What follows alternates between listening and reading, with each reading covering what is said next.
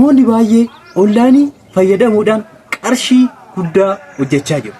Anis AliExpress irraa meeshaa kana fichisiisuudhaan akkamitti kara 1500tti gurguree isinitti agarsiisa.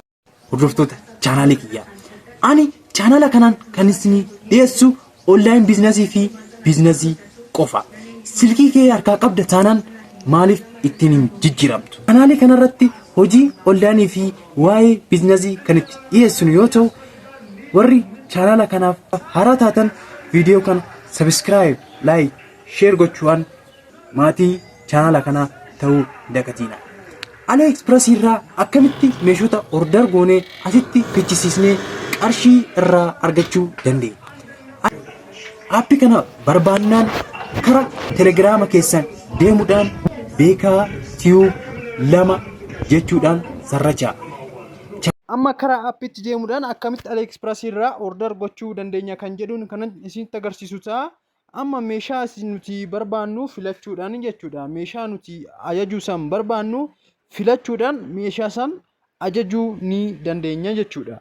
Amma kanan bituu barbaadu ani AliExpress irraa anan bituu barbaadu meeshaa kana yoo ta'e meeshaa tokko biteen isinitti agarsiisaa jechuudha.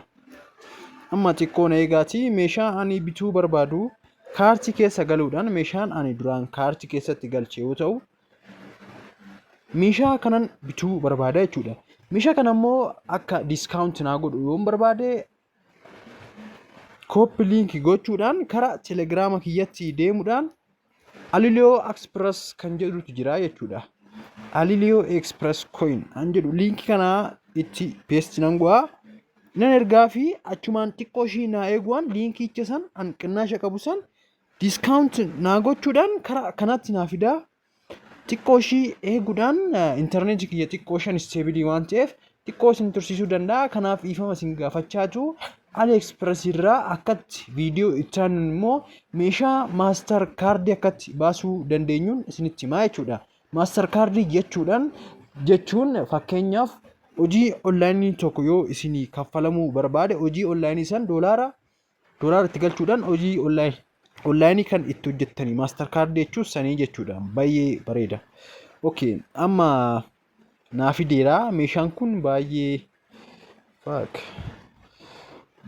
guddiidha jechuudha. Amma maalan godhaa anani gochuu barbaadu aartuu kaard keessa go'ee karansiichaan jijjiira. Karansiicha akka naawwannoo jiruuf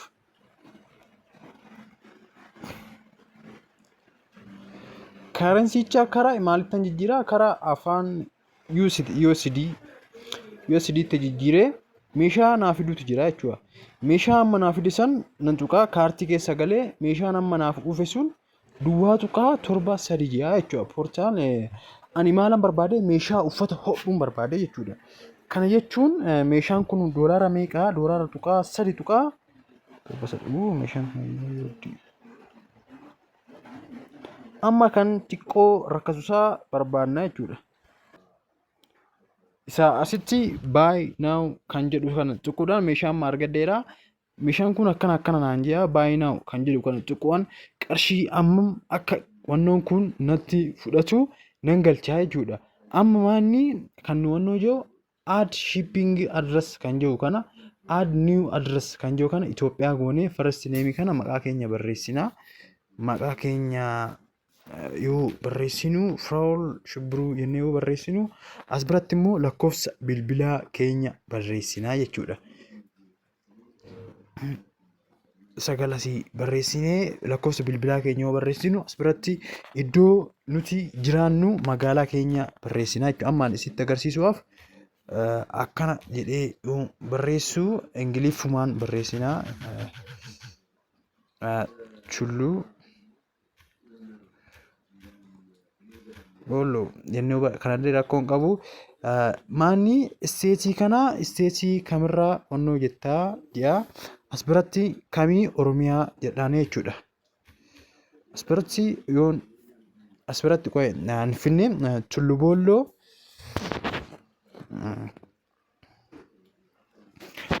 Booloo jedhee maalan jedhaanii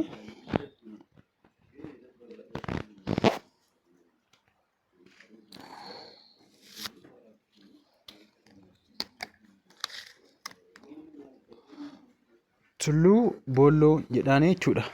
As biratti immoo maalan jedhaanii naannoo Oromiyaa.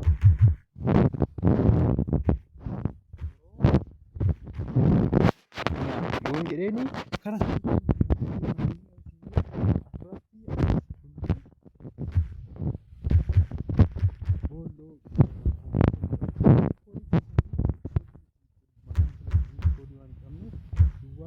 afur barreessinaa achumaan seef goonaa jechuudha. Kanuma wanti baay'ee hin barbaachisu jechuudha. As biratti yoo barbaaddanii godina keessa yoo galchuu barbaaddanii South Tulluu Boolloo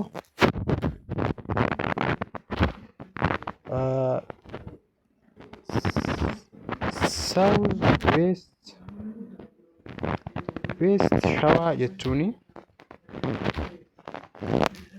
Shawaa jechuuni as biratti bakka Tulluu Boolloo West Shawaa Tulluu Boolloo South West Shawaa Itoophiyaa.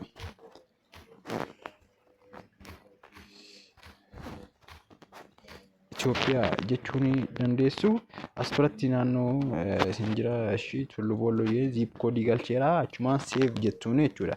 Achumaan ergaa seef gootanii booda add maaster kaardii keessan galchitu jechuudha. Maaster kaardii viidiyoo amma gaafa jimaatan gadhiise jeera viidiyoo san hojje'een tureeyyuu jechuudha. Viidiyoo akkaataa maaster kaardii itti baasan yookiin yuutuubiitti akkaataa maaster kaardii itti baasan jettanii ilaaluu dandeessu jechuudha. Maaster kaardii kiyya as biratti nan galchaa jechuudha. Maaster kaardii kiyya as biratti galchee onnoo jechuu nan danda'a jechuudha. As biratti maaster kaardii kiyya nan galchee amma isinitti agarsiisuu waan ta'eef fi maqaa nama maaster kaardii itti galchee fi gaafa expaarii ta'uudhaan kun jechuudha.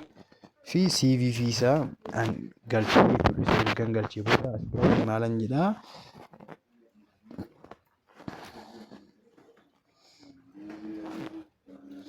maalan gochuu qabaa seef inni konfiim jechuun qabaa jechuudha. As biratti ergan isa jee booda amma maaltu nu hafaa place on order jee as biratti maaster kaardii kiyya ergan maaster kaardii kun seef naan taane isa as bira goonii maaster kaardii akka jimaata siniifon hojjaa jeera viidiyoo isaa exactly qopheessiraa garuu viidiyoo isaa waan hin jenneef jechuudha. Kanaafan dhiise. Haala itti maaster kaardii baasan jimaata isiniifan hojjaa akkas go'eetaniin wannoo jechuu nan danda'a jechuudha. Achumaan as biratti maalni pay now kan jedhu isiniif yoo maaster kaardii keessan kana aditti gootan pay now kan jedhu waan isiniif usaa jechuudha.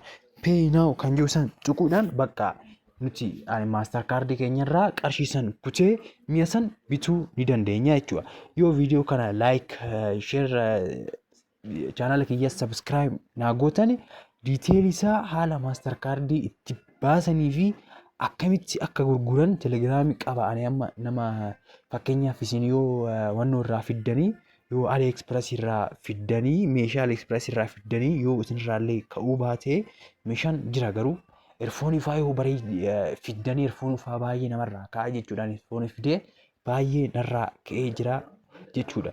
Garuu yoo isinirraa wannoo jechuu dide chaanala kiyya irratti gadhiistanii namoonni wannoo ani beeksisa itti hojjeetaniin namoonni erfoonii san bitan yoo jiraatan erfoonii san gurguruudhaan karaa kiyyaan erfoonii san gurguruudhaan akkasitti isin deeggaruu nan danda'a jechuudha. Isinumti cimaa naa hojjaa chaanala kiyya kana subscribe naa godhaa.